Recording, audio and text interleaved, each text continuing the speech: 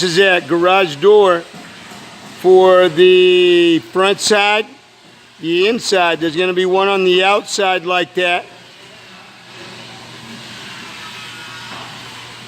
There's going to be one on the outside. So you can go ahead, send this to Dad. I'm using this. It's a Craftsman. There it is. This is the garage door. See that? So go ahead and send this to Dad so he can see it or show him. I'm going to go ahead and show you where the other one's going to go.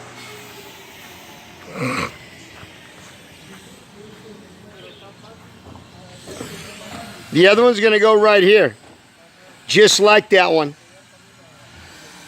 And it's going to have some accents in it with Frenched in pieces of glass that look like windows. So there's the garage door that Dad sent that fundage for. That's for the garage itself, and it's going to be one right here on this cross member on this arbor. There's going to be another one right here as well that's going to be to the street.